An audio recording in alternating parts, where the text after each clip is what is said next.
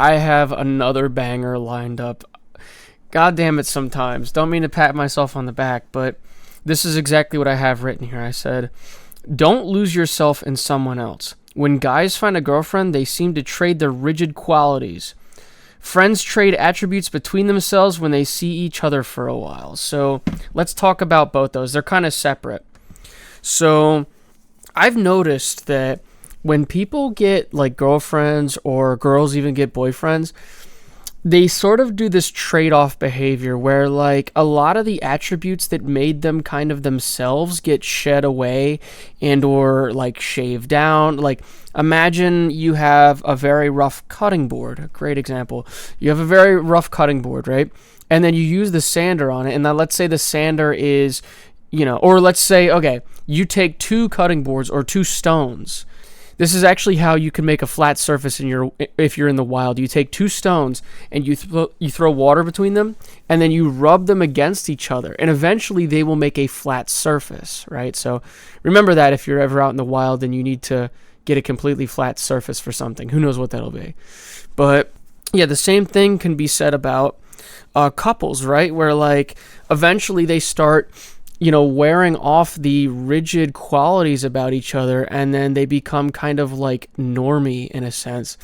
And I sort of get worried about that when or if I ever get a girlfriend. I don't want to lose a lot of my qualities just because I'm in a relationship, and I would rather my girlfriend also not lose her qualities about herself, because like that would sort of be the whole reason why I'm with her, right? Is that I want to love her for her, right? So, I don't want those sort of things to be erased because we're sort of placating to each other, not, being ourselves. Because I would wish my girlfriend would want to love me for myself, and I absolutely will love her for herself, right? And, as I always say, it's going to make me a hypocrite because I already know I am a hypocrite, right? But I really am going to try to stand on business. And the same actually goes with friends as well, right? Friends trade attributes between themselves when they're with each other for a while. Yeah, so like, when you're with somebody, a great example would be my friend Amandeep, where I was a lot more, I don't want to say steadfast, but like, I was like, I am not coming to the table. I am right.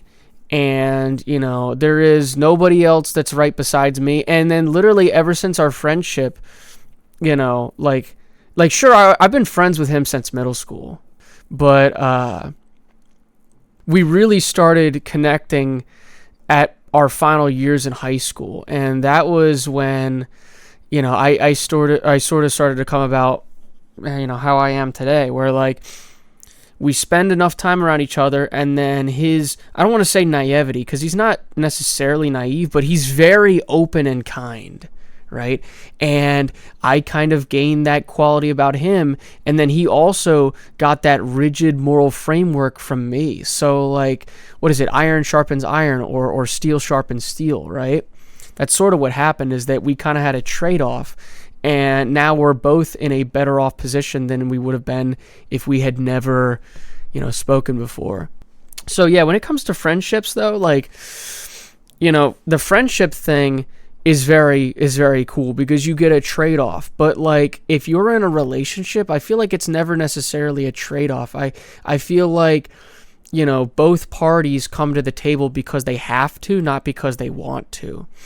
And I sort of get worried about that just in myself, because I don't want to lose the attributes that I like about myself. And like I said earlier, I don't want, my girlfriend, or if you have a boyfriend, I don't want, or you shouldn't want to lose those certain qualities, those characteristics about yourself just because you're trying to appease the other side. And I think that's kind of sad. I don't want that to happen.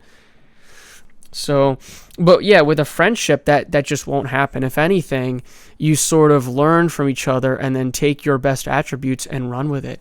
And that's sort of the reason why, like, I don't know if I've said it in the podcast before, and I'm like, oh, all right, word. Like, you tell me what you want. Like, I got that from another friend where he always says word, and now literally everybody in our friend group says word. We just do because, we like that. We like that phrase, or we like the attributes about this guy because he's funny. He's probably one of the funniest people I've ever met in my life. Like, actually funny, not just, people will say they're funny and they're just like a jester. Like, no, this guy's actually fucking hilarious because it's like highbrow and lowbrow humor simultaneously. Or like when he says something, there's always like a mix of it's like you have to like actually have a competent idea of things to understand what he's saying when he says shit. And sometimes a lot of it goes right over my head because he knows so much about things.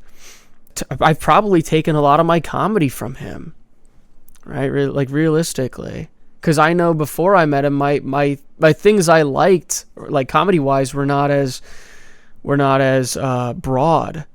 Whereas, maybe he's taken some things from me. Maybe it's kindness. Maybe it's understanding. Maybe it's respect. I'm not sure. But whatever the trade-off was, or whatever the steel sharpening steel was, I'm sure it worked out better for the both of us. So that was just some general thoughts on that. As I always say anymore, have a good rest of your day.